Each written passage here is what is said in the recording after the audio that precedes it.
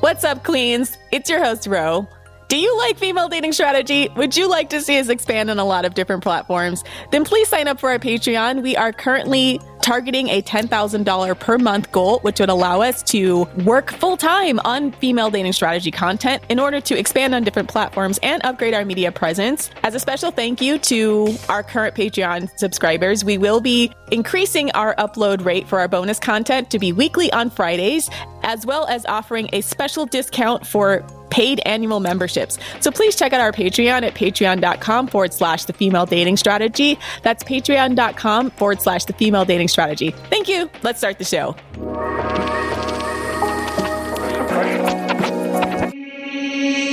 What's up, Queens? Welcome to the Female Dating Strategy Podcast, the meanest female-only podcast on the internet. I'm your host, Ro. And this is Savannah. And this is Lilith.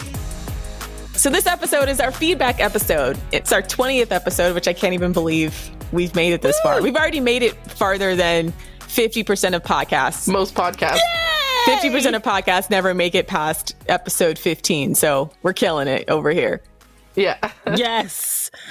Wow, 20 already. That just seems so... Yeah, it seems so weird. Woo, 20. It's hard to believe we just started. We kicked off in March. So... it's not been that long. Feels like it's been a long time, but not even. Yeah. Mm-hmm. Not half a year yet. So another month or so, we'd have been doing this for 6 months, but... oh my gosh. July. Yeah, we've only been doing it 5 months. Wow. Yeah. Makes me want to get my champagne glass and be like, woo, cheers. Like, cheers for a successful 20. And hopefully we'll have another 20 or 100 or we'll see. Here's to 1,000. Here's to 1,000 female dating strategy podcast episodes. So we thought, since this was, this is our first foray into doing this podcast thing, that we would solicit some listener feedback and get an idea of what people are liking about the pod, what's resonating with people, what's kind of things they don't like. And the number one overwhelming piece of feedback that we got is you all hate Savannah's microphone. Noted, guys. No cap. So I'm pleased to say I have actually got a new microphone. This is like a gamer microphone. So it looks really cool. It's sort of like, you know, those, like when you go to like the barbershop or like a brothel, it has like the red light outside. That's literally what my mic does now. So it literally, yeah, it lights up red. It's very... it lights up red. It's very good. It's great audio quality. It has a red light. Hopefully the audio quality is much better. It has a red light. It's got a red light. So yeah, hopefully it's a better quality. But in all seriousness, I'm really, really flattered that you guys seem to want to hear from me more. Yeah, I think it sounds better already. It sounds promising. Yeah, I hope that my red light mic comes through for this podcast.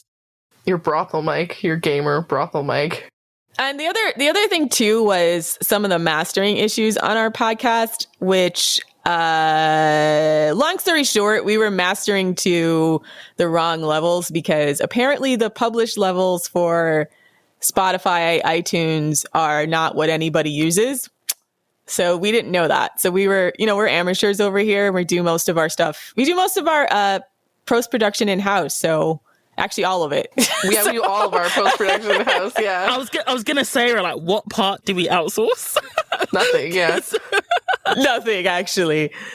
So what you're hearing is amateur quality post-production, but part of it was because something that we just now learned, which is that the published standards on the platforms is not what most people are following. So if you're actually following the published standards, your podcast is going to sound quiet and equalized weird and not...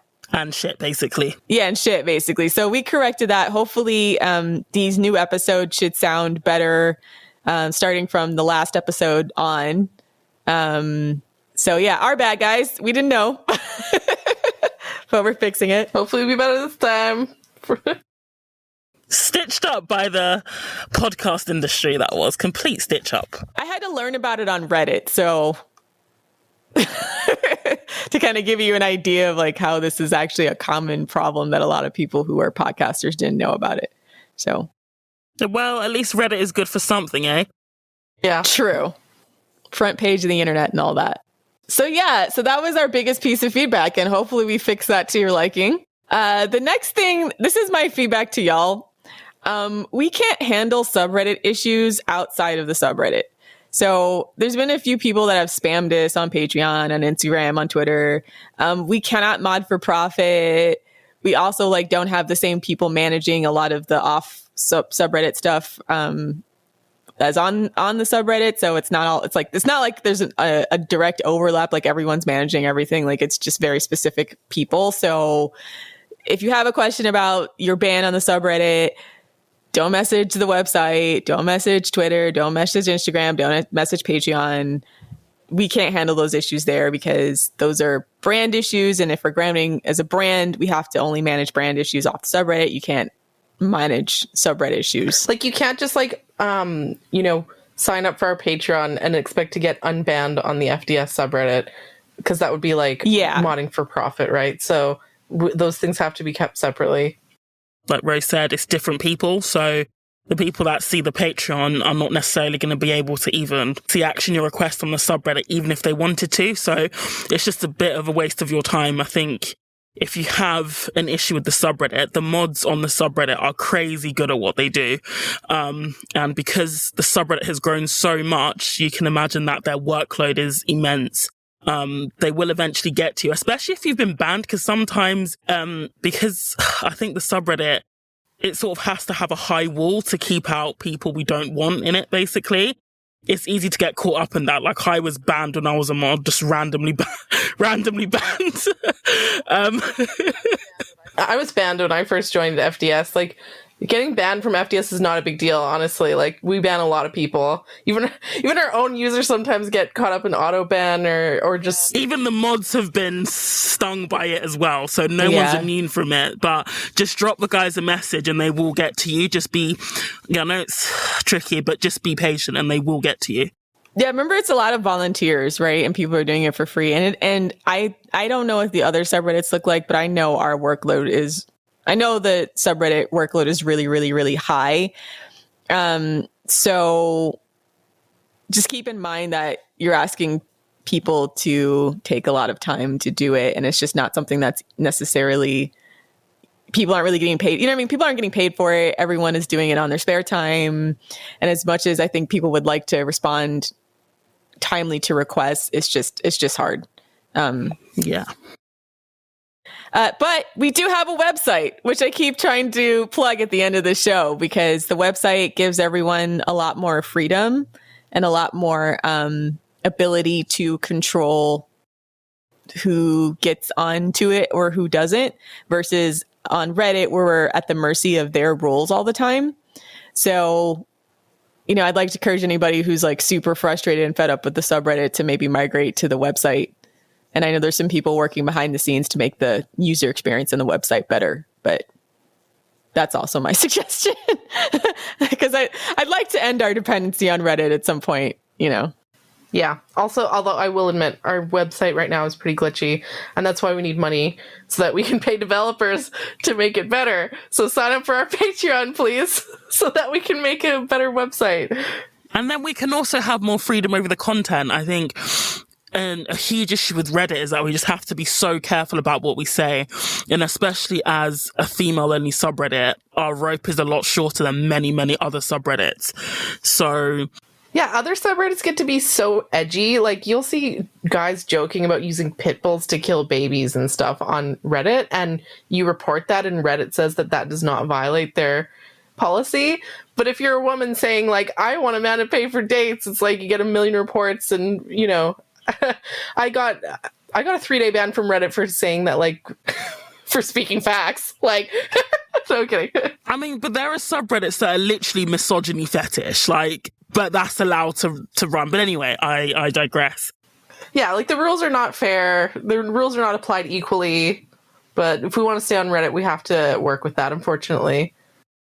But if we all go over to the website, then we'll have the freedom to write, curate, share, content in an even more unfiltered way. So if you want FDS to be even more unfiltered, I think it's quite unfiltered now, to be fair, even more unfiltered, and outside the gaze of the Reddit overlords, then yeah, please support our Patreon. It's getting better. It's just more or less, I know there was an issue, I believe, with the verified memberships for a while, so they're working behind the scenes to clean that up as well. So it's not perfect, but it's just a slow process, but I think it's worth it. So I thought we would also talk about which episodes performed well and which ones you guys seem not to like as much. And if you have any feedback on our discussion of this to say, do you guys want us to keep doing these type of episodes? Let us know. So some of our lower performing episodes have been the more pop culture stuff. Like we did Bridgerton. We did a discussion on Disney and the Disneyfication of our culture, basically of our dating culture and how we understand sex and love. We were thinking we would do less pop culture stuff on the pod if you guys feel any, strongly either way. The focus has been to get back into strategy and more back to basics, FDS core principles, right? Because I think people who are not on the subreddit may have missed all that stuff, and we took it for granted that they had read a lot of the things on the subreddit. But I'm kind of getting that we're picking up an audience that's not super duper familiar with the subreddit, so they'd like to hear us discuss some of these concepts in more detail, which we will. Which was our best performing episode? Was it the male socialization one and the Gail Dines one? It was Gail Dines. I think those are the two best. Queen Gail. Yeah, kudos to Gail.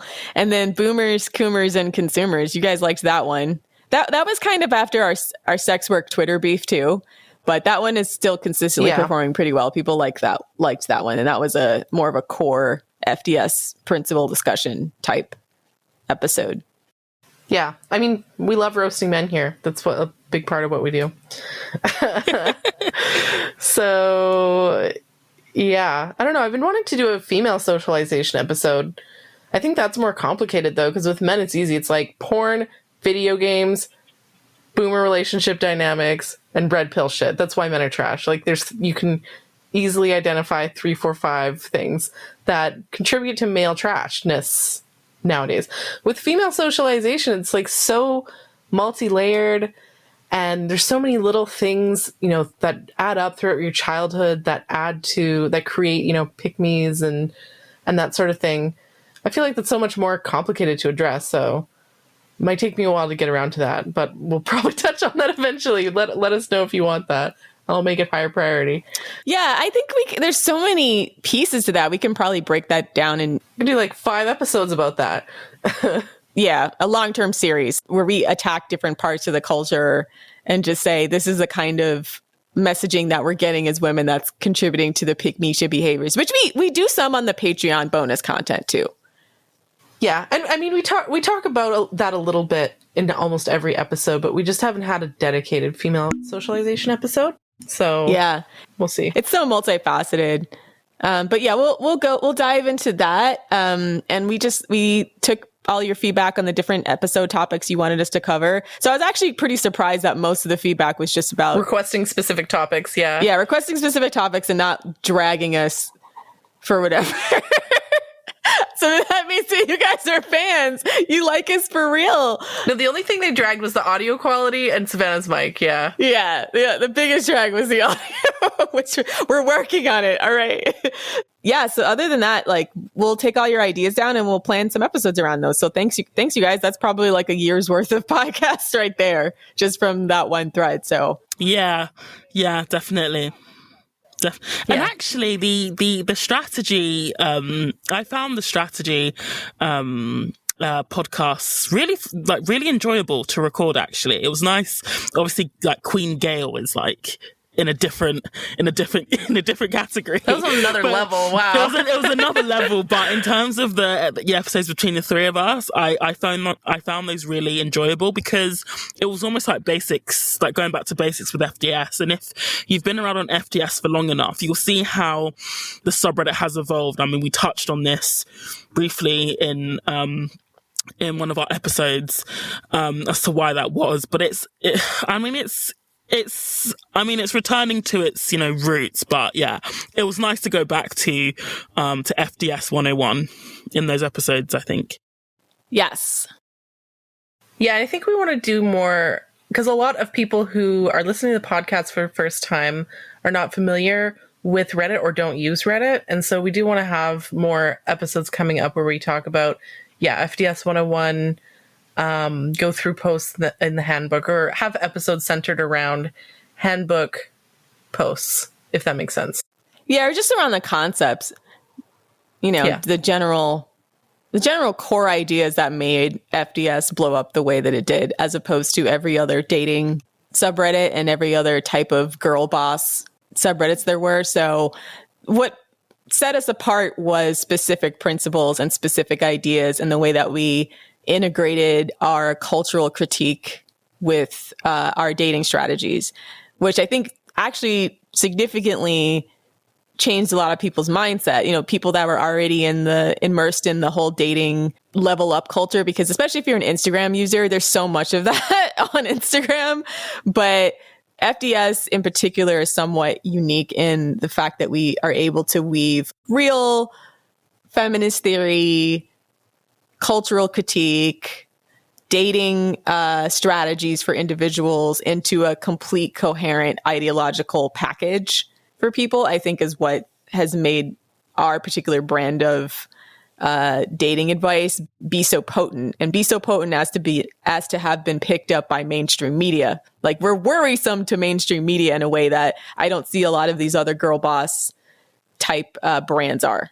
So you have to wonder, like, why are they so specifically threatened by us? Yeah, they freak out more about us than any other type of dating advice stuff that I see. It's very satisfying to watch, actually.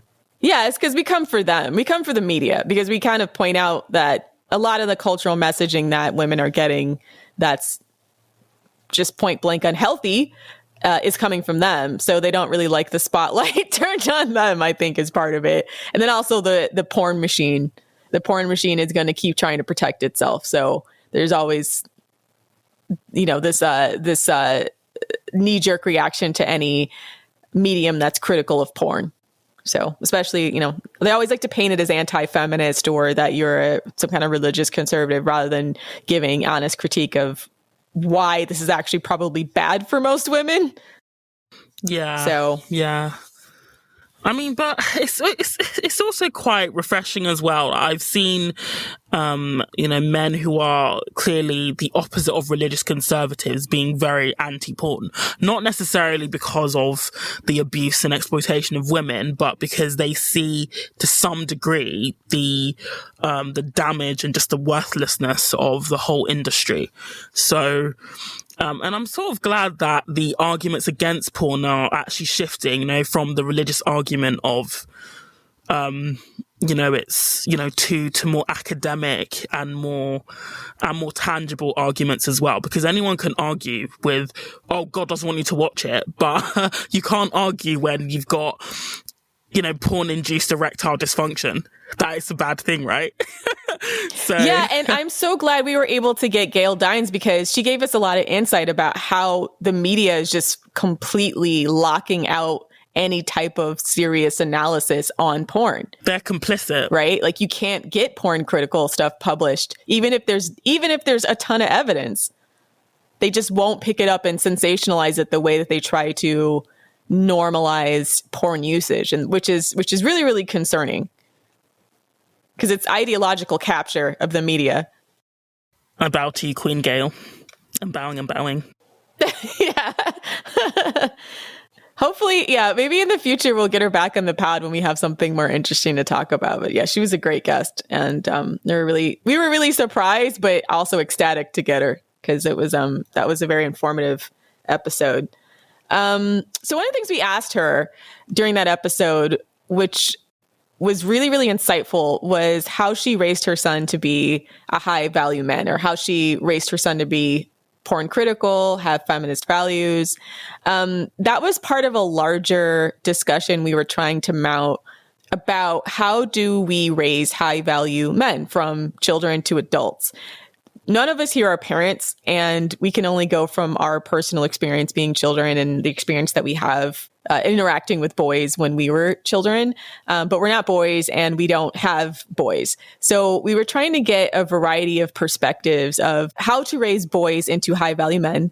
And we ended up talking to one person who was a childhood educator on one of our episodes who had some ideas about how she was working in her classroom to encourage boys to be more fair, be more high value, take an interest in their studies and their community, how to redirect some of the boys that were aggressive. And that episode ended up being kind of controversial. Yeah, so this episode with Zoe where we wanted to invite a childhood educator onto the show to talk about, child development related type of stuff and how to raise men to be high value, how to raise boys to be high value. So yeah, I wanted to address the question that's asked a lot on our subreddit. How do I raise my son to be a good man? And it's a difficult question to answer because there's so many factors that go into cultural factors that go into creating low value men. And the usual answers on the subreddit are, you can't, or there's no point, there's too many cultural forces working against us and so on. The only kind of parenting advice that we give, just because we're not parents ourselves, is like, just to have kids with a high value man. And, that's not really helpful to people who already have kids. Right. And so the idea that Zoe had pitched to me that I liked was that she wanted to address how boys socialize one another to be hostile to girls. She wrote me this paragraph, about how the simple phrase, bro, that's so messed up, can be so powerful because men tend to seek the approval of other men. And so her objective in her classroom is to instill attitudes in boys when they're young, to feel a sense of pride in standing up for girls and holding other boys accountable, which she hopes will carry over into adulthood.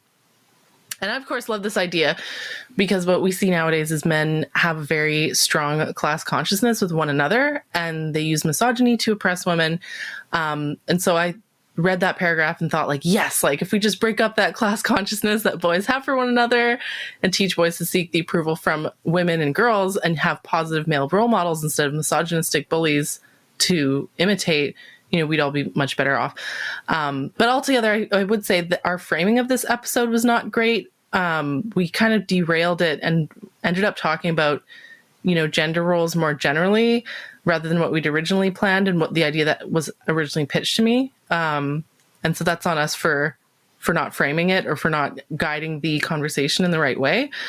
A lot of commenters were a lot of commenters were angry with this take and talked about how gender roles, negatively affected them and their childhood and so on, right?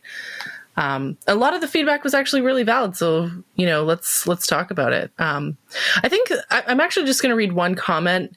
I had a few comments here that I wanted to read, but I think the most important one, which summarizes the issue really well, was the top upvoted comment was Eve Lowe wrote, I'm not going to lie, this podcast was a little hard to get through. One, I'm not sure how qualified the guest was to speak on childhood development in an academic sense, which is what I would expect from an expert. Two, I didn't like the emphasis on femininity if that hadn't been actually defined. Are we talking about wearing the color pink, which is benign, or ascribing a better label to women to stay at home and labor for their ungrateful families? Three, man as protector from other men is played out and has been used to oppress women since however long. I think it's just as good to teach kindness to everyone. I'm not sure how much of an effect testosterone plays in the development of children before puberty, so I was surprised to hear that statement go unchallenged. I was looking forward to this episode. I'm sad it didn't live up to expectations. Not every guest has the kind of presence that these three amigas do. Please don't be afraid to challenge the guests as they can go off on a tangent. The last one sounded like a red pill woman, honestly. So first of all, I don't think Zoe's a red pill woman. Well, it's difficult to talk about it because it's like she is talking about gendered play, right? Yeah. And I know it's very taboo. It's very taboo to talk about average personality differences between men and women or boys and girls because, historically it's used to discriminate against women. But at the same time, I don't think that we're doing ourselves any favor by pretending men and women are cognitively the same. I mean, I don't believe, here's the thing, I don't believe in a strict gender binary where men are always one way and women are always the opposite. A lot of comments, there was one comment that wrote, a lot of these are human traits and not male or female traits. And that's absolutely true. So things like, kindness, empathy, wanting to take care of, your family and so on. Even, being a protector or provider, right? Like women, mothers protect and provide for their family as well, right?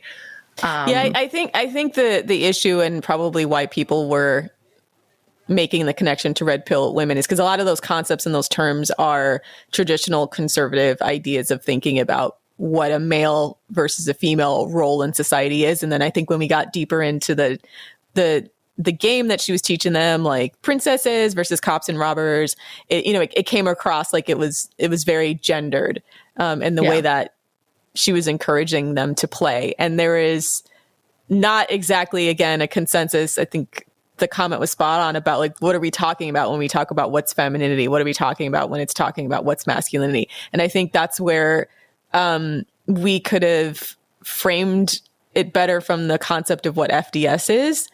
And then maybe got a better sense of that with Zoe before we interviewed her. Yeah, because a lot of comments were talking about wanting to abolish gender roles, and FDS, we are not about abolishing gender roles. I'll be blunt. Like, expecting men to pay for dates is a gender role, right? It's a gendered role. Yeah, I was gonna say. A gender role is an expectation of behavior based on sex, and we're happy to deconstruct. A lot of people had the assumption that if we expect men to be protectors and providers, that means that women are naturally submissive and useless or whatever. And if there's one thing I want to make clear with FDS, it's that you can have expectations for male behavior without having to completely sell your soul to the devil and be like a submissive trad wife to get that. I think having expectations specifically for men are necessary as a way of equalizing like the biological disadvantages that women have, right? Having expectations for people based on their sex alone is not bad. And I think we addressed this in the episode. It's just that the patriarchal gender roles are what are toxic, right? Well, the way that FDS has always framed it has been primarily sex-based differences. Like, we think that men should pay for dates and that men should provide because women are at a disadvantage in society and they need to prove like investment and so on. Like, so we're against things like 50-50 relationships because, men can't go 50-50 on childbirth. Yeah, we've always approached it like a strategy, and the strategy is informed by our biological sex, right? Because there are sex differences between men and women. Those are immutable. You can't really change those things as long as we're doing the vast majority of the reproductive workload, as long as we're on average smaller and weaker than them, as long as our sexuality is pretty divergent in a lot of places. That's going to put us at odds it's going to put us at odds with each other a lot of times. And generally when we're at odds, women are disadvantaged. So the idea behind female dating strategy was to look at it from a strategic standpoint rather than an ideological bubble where like there should be no gender roles. Everyone should be equal. Everyone should be the same. Because a lot of times when we talk about things being the same or being equal, it ends up privileging men because we end up as women having to ignore the fact that we have specific biological needs and differences from men, right? So female dating strategy is the idea that as a female, we have to try to identify the needs we actually have and then push forward on strategies that are going to give us the best return on our investment with men, right? So the issue then becomes, it can be co-opted by more conservative traditional narratives who have this idea that like, if you look at old evangelical Christian texts or like the religious right, it's like God made one man and one woman, male and female, he created like they have that whole attitude towards men and women that you can't ever be outside of a specific gender roles. And often those gender roles assigned to sex don't fit most men or women, right? It's things like submission, things like aggression, things like being a better leader. These are not sex assigned concepts. I honestly think women are better leaders than men, to be honest. Right. Well, these aren't sex assigned concept. These are gender roles.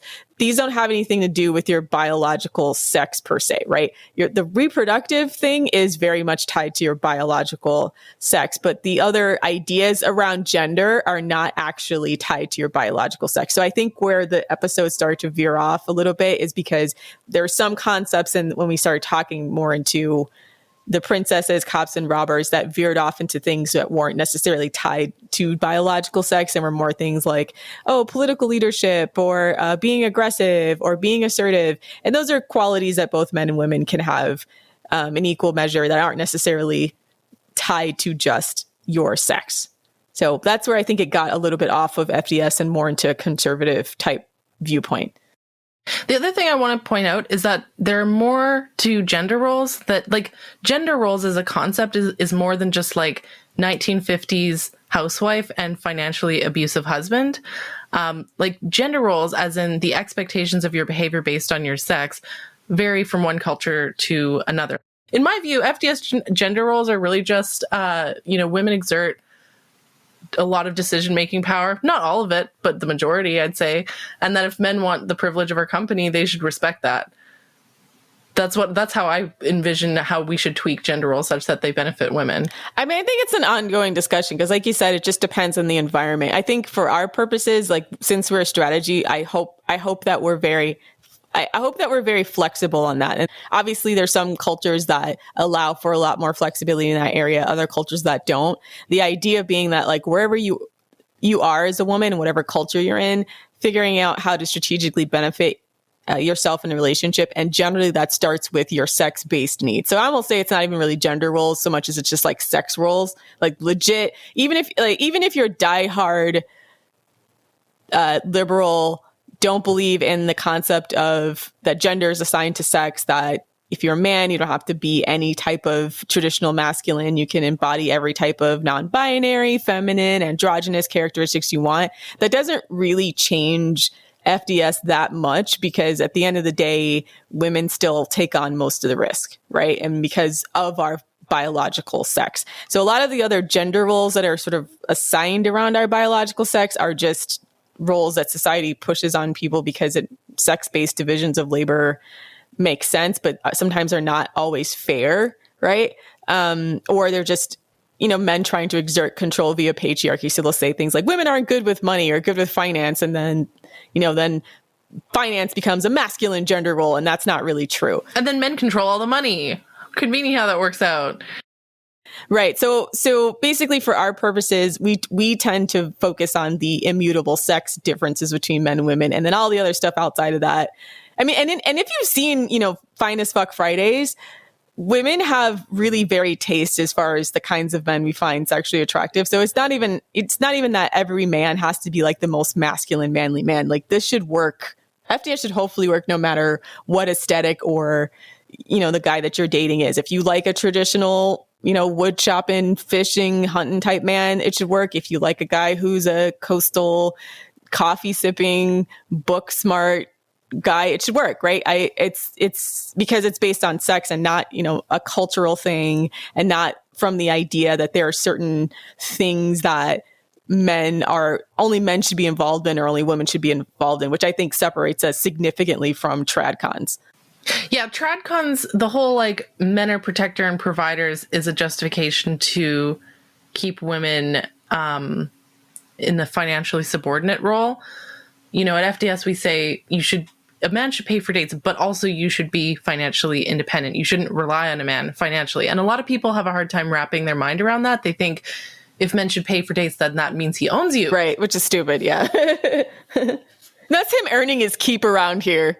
Yeah, that's men earning their keep, okay? Like, we don't have to give up our freedom in order for a guy to pay for dinner. Like, we can have expectations for how men should act in terms of... I almost want to say that, like, if you were to make the argument that one sex was naturally more suited to protecting and providing, I'd say it would be females, definitely. Like, if you look at nature, females of all species, have that natural instinct to protect and provide for their young.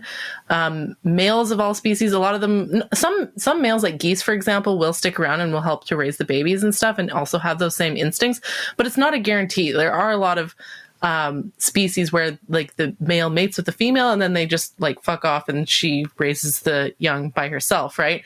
In humans, I'd say both males and females have that drive to protect for your young, or to protect your young, right?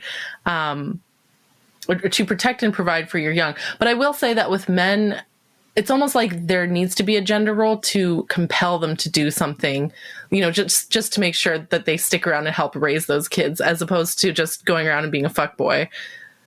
Right. So this is an ongoing conversation. That was a little bit of a slice of life episode where we talked to one person about how they were addressing the gender role issue. I think we're going to get some input from a variety of guests about how they're handling the situation, what kinds of sex-based differences they're noticing between men and women, get some experts on, talk to mothers, talk to women who have been immersed in this discussion, women who have children, women who raise children, women who research children, women who research adults too, to kind of get an idea of what kinds of qualities and traits to instill in them, how to do it, what kinds of incentives to provide, what kinds of consequences to provide if they fail to live up to those things. That's not a simple question. And I think that was just one person's opinion and one perspective.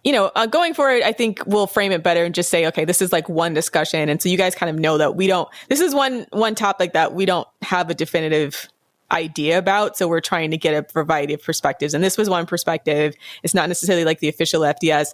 And then people commented and asked us like why we didn't push back more. It's because we invited her on, right? Yeah. And so it wasn't. We're new to this. So the idea of I don't want to be too much of an asshole to the guests that we have on. It wasn't a gotcha interview. Yeah. Yeah. Plus she was, she was younger in her career. Someone who's has a doctorate in a field. They're used to fielding people's questions. They're used to being challenged. She was somewhat new to this. And so it wasn't a matter of us going in and trying to grill her on all her opinions, because she wasn't like necessarily an established field expert, right? It was just a person who was expressing what she's doing in her classroom. So yeah, and I do want to add that at FDS, we do want to platform women's voices, even if they're not, a subject matter expert in a given field. We think that lived experiences, while it might not have, the same broad appeal, but it's still, listening to mothers, listening to teachers and so on, and talking about their personal experiences and their personal opinions. I think those can be just as you can still learn from those just as much as you could learn from an expert in an academic sense. And in fact, I've noticed a growing almost like disconnect between academic discourse on how things should be done or how things are supposed to be done, and how things like the lived reality on the ground for women, right? So we're almost trying to bridge those two perspectives.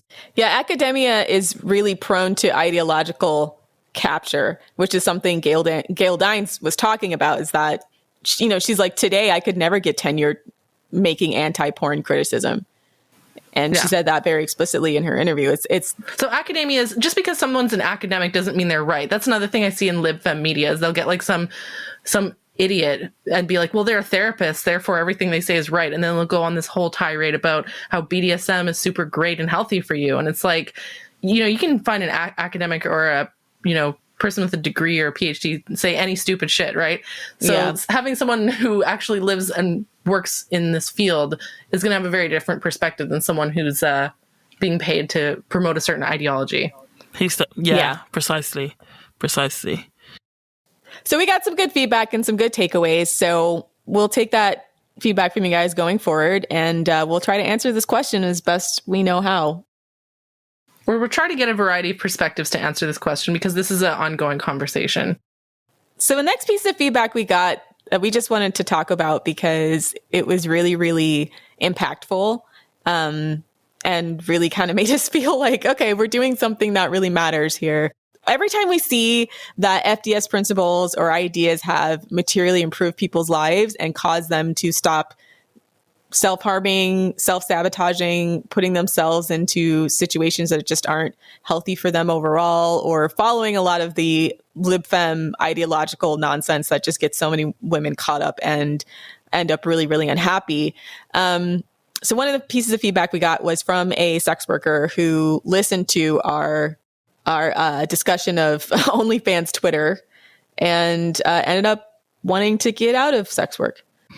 Yeah, so yeah, this was it was a tearjerker for me, because I think that when you start doing this work or working in this space, trying to challenge, patriarchal norms, trying to show women that they don't have to settle for whatever shit is served to them, it honestly feels like, you're trying to bail water out of the Atlantic. It feels like you're just not going to get anywhere. So when we get stories like the one I'm about to read out, it almost makes all of the effort and the grind and the constant, trolling and just basically the backlash, it almost makes, all of it worth it.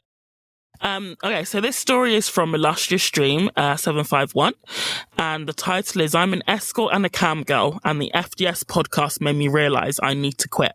Okay, so on last week's episode, there was a moment when one of the hosts says, "I don't hate sex workers because when I see a sex worker, I think she's not that different from me. She's one of my sisters."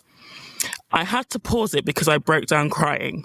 There were so many moments in this episode that resonated with me, but that sentence alone brought to the surface so many emotions I didn't even know I had. And all this time I was thinking SWERFs, which is sex worker exclusionary radical feminists. Is that correct? Yeah. And all this time I was thinking that the evil SWERFs are my enemy. But it made me realise that this is just another way to keep women divided and fighting each other instead of the patriarchy. And you three ladies that talk about us in a more humanising way than most of my clients. I'm going to pause here, but I've never understood it when, sex workers say, "Oh my gosh, my clients treat me with so much respect." If you see the way men talk about sex workers, the way they openly admit that the only reason why they see one is because, she would be willing to do things that a normal woman, in quotation marks, because they see them as less than a normal woman, would do. It's just horrific. The other thing is that the respect that a client has for his for the sex worker is entirely conditional on her compliance. And so if she has any boundaries or says like, "No, I don't want to do this sex act," or,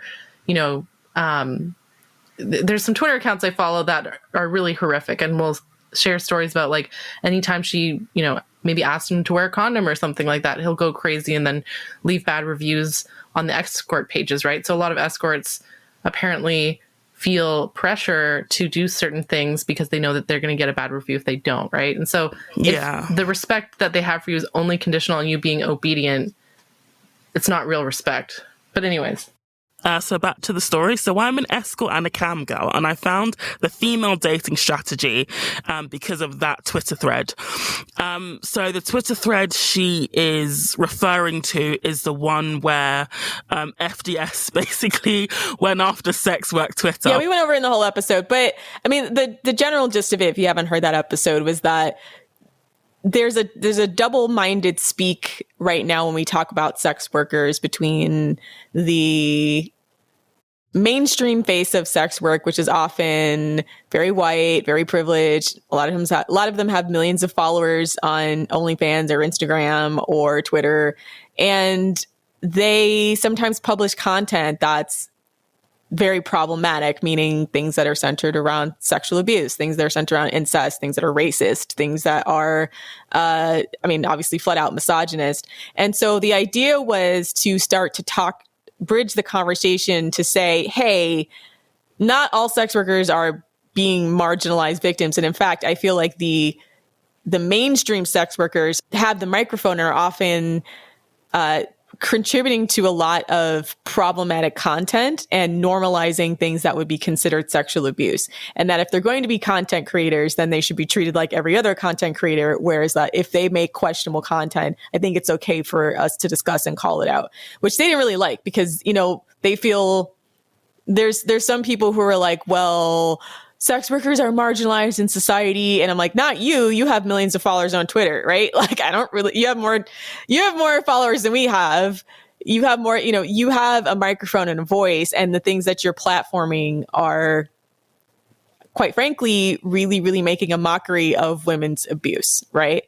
So that was the discussion with OnlyFans, sex work, Twitter. That's not a discussion about sex work as a whole, because obviously there are people within this profession that are really, really, really marginalized, especially like people who are doing what they call full service sex work, which I actually it feels like it's almost making it to, it's covering up for what is prostitution, which prostitution can be very, very dehumanizing to women, and women who are actually on the fringes and margins of society, women who are homeless, women who are drug addicted, women who are mentally ill, women who are just barely making ends meet. But the conversation has been co-opted by these very privileged sex workers who just want to make money and then attack anybody who would make any kind of commentary on the content that they produce. So that was kind of the focus of that episode. Yeah. So continuing, so I admit at first I was caught up in the heat of the moment and thought it was highly tone deaf and offensive. But as soon as I listened to the male socialization episode of the podcast, I was hooked, and I immediately binged all of the other episodes and was left hungry for more. And you ladies are so smart, funny and articulate, and your message is so needed. Oh, thank you. Thank you for addressing what you meant by those tweets in this episode, because it may have just saved my life. I couldn't sleep after listening to the sex work episode, and I was tossing and turning all night reevaluating my life. Oh, shucks. Yeah, it's to kind of jump in here. I mean, that was part of the reason why you addressed it, is because there's so many women that get caught up. They get lied to about the glamour of this industry, right? Because the women who are the most successful at it. And they get groomed, essentially. They get groomed. And it's a multi-level marketing scheme, right? A lot of these women who are successful because they're getting kickbacks for recruiting new women. And they might not actually be successful. They're just kind of putting on that image to get more money. And so what ends up happening is you have like people who are 17 and a half being like, can't wait till I'm 18 to do an OnlyFans, thinking this is going to be a path to money. Younger, like 14-year-old girls on TikTok are saying that shit. Yeah. It's disturbing to see girls being groomed into what is an exploitative, dehumanizing industry for women, right? And so we're calling out the sex workers that are doing this. And then, it's hard to, draw a line between, yes, if you're an adult, you can do whatever you want. But at the same time, like, let's not actually recruit girls into this industry that they're never going to actually own or control, because like we said there, the house always wins. Men are the primary clientele. The demands from men it's not like they just say, okay, well, that's enough sex now. And that's dehumanizing and degrading enough. They don't have an off switch. So, we just started to see that some of that messaging was just capitalism gone awry, where Pornhub, OnlyFans, all those entities, they have a PR arm, and a lot of times it's liberal, feminist, privileged sex workers who glamorize what's really going on behind the scenes. Yeah. And okay, so back to what Illustrious Dreamers was saying. Because when I was a little girl, I had all these dreams about changing the world, and now I'm sleeping with old men for money, and I disassociate every time I have sex. And I thought to myself, what the fuck am I doing with my life?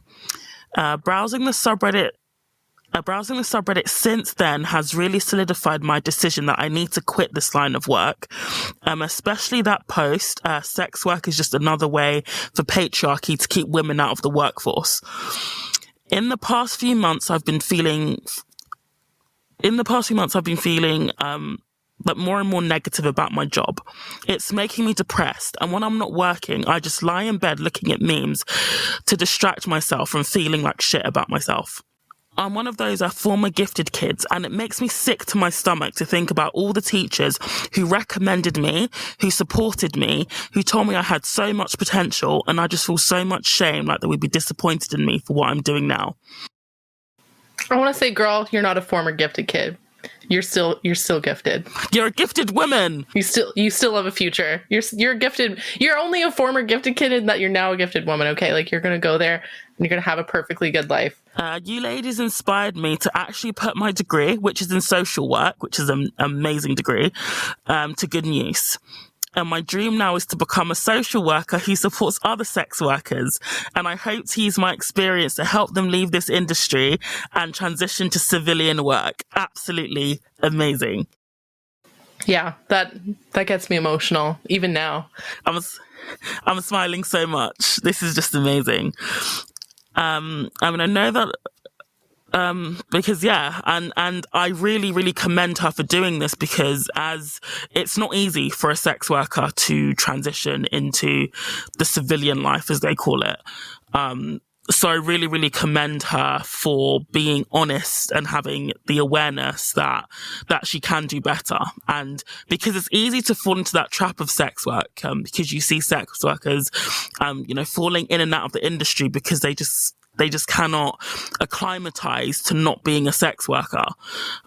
Because in some respects, it's all that they've known. And there's this idea in the sex worker industry that being a sex worker is easier, in quotation marks, than working a civvy job, because you get to set your own schedule and you get to do things on your terms. And it's all an illusion, ultimately. It's all a massive, massive illusion. I mean, there's just something so powerful for, having complete control and ownership of your own sexuality. Yes, yeah. And that's why I think we just advocate so strongly to not have your sexuality be part of your job. I mean, it's just at minimum, you're taking a part of yourself that should be shared at your leisure and at your pleasure, and making it into something that's done for men, often at your expense. And that I'm not just that alone, regardless of like what you feel about, the right of someone to be a sex worker, meaning legally, it's just, we just more or less take the discussion about it to the place where we discuss, like, what is it actually physically and mentally doing to most women? And it just does not seem good, short term or long term. And most sex workers will say that long term, to have your entire life be based around making yourself into a sexual object for men, often at the expense of your own desire. Yeah. Sexuality is a very basic thing. And very personal thing. She then goes on to say, a big part of the reason why sex workers are trying to normalize sex work as any ordinary profession is precisely because we are afraid of, of essentially what might happen when we try to leave. Deep down, we know that society won't accept us once we are contaminated, in quotation marks. So that's why we are trying to change that. Well, and on that front, I want to say, there should be zero issue with women who want to leave the profession, leaving the profession. Yeah, I agree. I don't think it's like feminists. Like, here's the thing. It's not feminists that are making it hard to reintegrate into society. Right. It's men being sexist. Bing, right? bing, bing. And they'll say like, oh, but the feminists are perpetuating the like logic that blah, blah, blah, blah, blah, that makes us oppressed. And I'm like, okay, but who cares if they're perpetuating it? Like, or even they're not perpetuating it. But if you say they're perpetuating it, they didn't create it. It's men who create it, and it's the men who really perpetuate it. Like, the focus on SWERFs is a Trojan horse. It's a way to blame women for, again, men's behavior. It's not generally women who are the primary consumers of sexual related content. Most of the time when you're talking about relationships, it's men saying, I won't date a woman who's been a sex worker, or I won't hire a woman who's been a sex worker. That New York Post article that came out about the EMT that was moonlighting as an OnlyFans cam girl, that was written by a man, right? Like, most of the stuff is men gatekeeping this. It's not quote unquote SWERFs. Like, normalizing sex work isn't going to make men not misogynistic, right? They're still going to have that, Madonna whore complex. Trying to make every woman a prostitute isn't going to make them not. It's going to make them devalue women even more, right? Yeah. And that's really the issue, and also not respect our boundaries as much. And that's been the issue between people who are, like, I would say, anti-normalizing sex work and people who are pro-normalizing sex work, especially in the age of Me Too. It's like, no. We need to be able to say it's not okay to commodify us, period. if you start to try to normalize this, then you're normalizing this as like a form of currency and a form of payment and a profession. Then that means that any woman could be subject to this. And a lot of women are like, no, we want to make sure that there are clear boundaries here, that women are not for sale. We don't have to be for sale. The suggestion that we're for sale should be insulting, right? We don't want to be approached like a porn star. We don't want to be treated like sex objects, especially outside of our choosing, which is in the bedroom, right? A lot of the animosity towards quote unquote swerfs is because they're perceiving that because swerfs don't want to quote unquote normalize the profession of sex work, it's that they're trying to always marginalize these women. But it's more or less saying that you have to have clear boundaries around the things men are allowed to do. And one of them should be, you are not allowed to purchase or demand sexual favors from women in exchange for money, especially the most desperate women. But now I realise that this attempt to normalise sex work also has the unintended consequence of grooming young girls into an industry that will ultimately destroy them. Yes. You got it. Yeah, that line is so powerful. So powerful. And in the end, she actually gave a further update where she said that she actually got a job. So, yeah. Yay. Amazing. Yeah. We are so happy for you, illustrious dream. And yeah, keep rocking it. Keep rocking it. So the next feedback we got on the feedback thread was asking us what we're doing with the brand. And I thought we could preview some of that here. We could talk about the direction we wanted to go. So you heard it here first. Right now, we're workshopping 2 new podcasts. One will be focused on politics. The vision we have for it right now is for it to be a bipartisan coalition of women focused on female-first political issues, how to attack the system. And that means the political, economic, financial, social, legal system to benefit women. We touched a little bit on that in the El Kamihira podcast, where she talked about Jennifer's Law and coercive control and how these power structures work together to oppress women who are going through different types of violence. We want to focus on that specifically and focus on how, both on the left and the right, there can be more discussion about how to push forward female first policy. So we're workshopping that right now. We're looking for a more conservative host to put forth some more conservative ideas and who's really tapped into that culture. So, we're looking through our diehard FDS membership for our more conservative users to get an idea of someone else who would like to participate in that pod and could talk intelligently on conservative issues. So that's number 1. I think we're all kind of excited about that one. So I just want to jump in and say, for any people who are like, maybe spidey senses tingling at the phrases bipartisanship and conservative and stuff, I want to be clear that it's the reason why it's been challenging to find that type of host, because most of FDSers are liberal or left wing. So I don't want people to think like, oh my gosh, you're like butting up with conservatives. No, it's just that we want to create a dialogue from both sides of the aisle.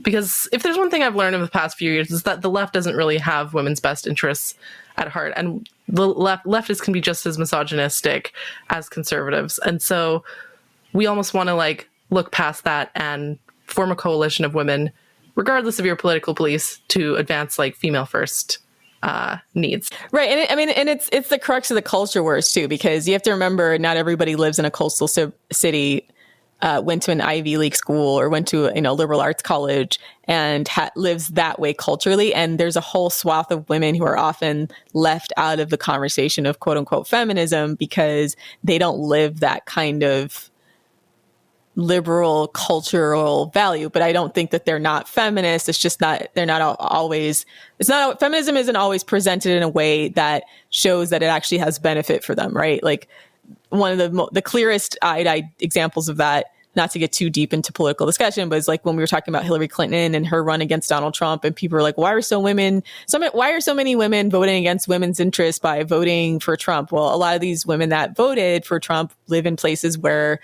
their communities have been economically devastated. They don't really give a crap that like someone like Hillary Clinton gets a corner office and doesn't feel like she represents them, because they're like, you're not representing the issues that are actually going to affect me as a woman directly right now in my life. And so the attempt on being bipartisan is so that we can address people who are not, quote unquote, a traditional feminist, but also, still want to push pro-female policies. There's plenty of people on the conservative side who, they're not necessarily traditional liberal feminists, but they have female first attitudes. They understand that patriarchy is often a power structure. They're fighting on their side as well against more patriarchal and tendencies and fighting against more patriarchal narratives, in conservatism. So we just think there's room to talk to women on the right, as well as us over here, us lefties, about what they're doing in their communities to push pro-female policy. So that's what we're workshopping. We want to get a variety of perspectives. Again, this is not like we're a female first podcast, and we do try to be inclusive of people regardless of their political affiliation. Because essentially, if we can find the common ground between women and keep on code, as the kids say, we can stay on code as women and privilege ourselves and push forward policies that'll help us. I think ultimately that's a good thing. So that's podcast number 1. Podcast number 2 is it's going to be a true crime-esque podcast from the FDS lens. But again, still workshopping this. The idea behind it being we want to look at historical crimes as well as key historical figures and their relationships with women, the kinds of red flags and things that maybe would have been picked up by FDS, as well as showing insight into how the men's behavior could have been predicted by some of their behavior with women. I think one of the most infamous examples is obviously someone like Hitler. Hitler was essentially an incel for most of his life. So there's just so much material there. Yeah, like FDS true crime spinoff. Yeah. We're still workshopping it. Like I said, these are in their nascent stages, and we're targeting, sometime in fall to get these launched. So stay tuned. That's where we're going with the brand that way. We're also working on the website.